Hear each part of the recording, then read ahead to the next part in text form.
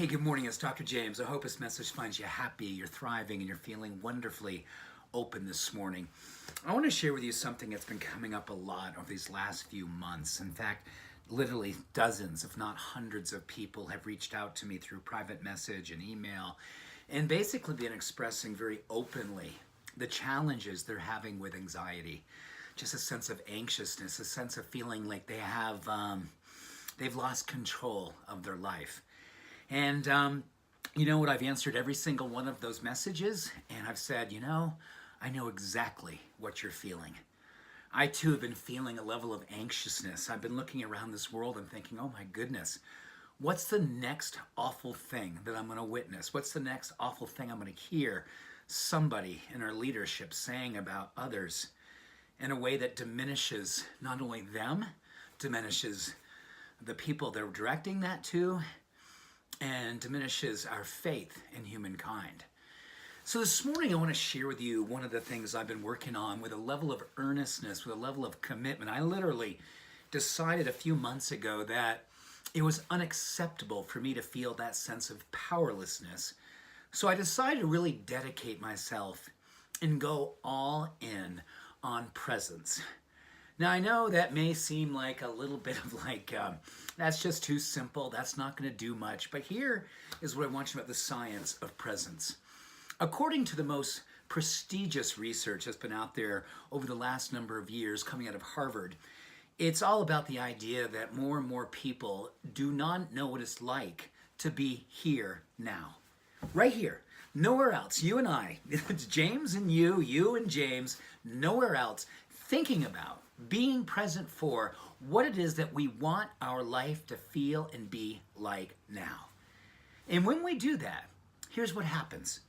You lower stress hormones, in particular cortisol, another little compound called blood lactate. Two of those things together literally increase our level of anxiety. They give ourselves a sense of powerlessness. We feel a sense of anxiousness.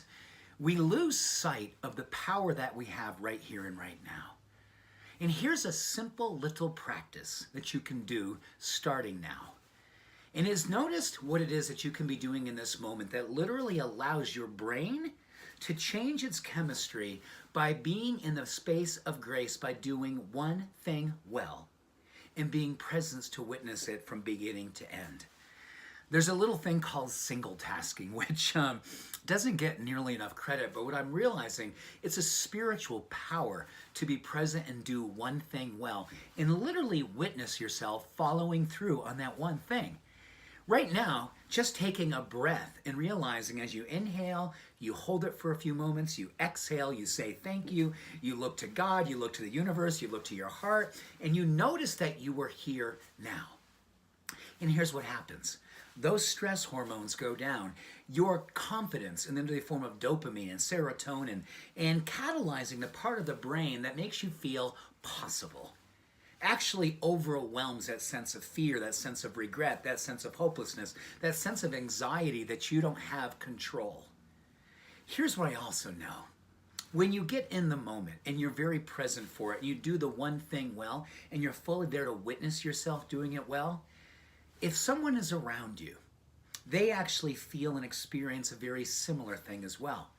They feel that moment of satisfaction. They feel that moment of possibility. They feel that moment of potential. And what you have to realize, you are a healer when you're here now.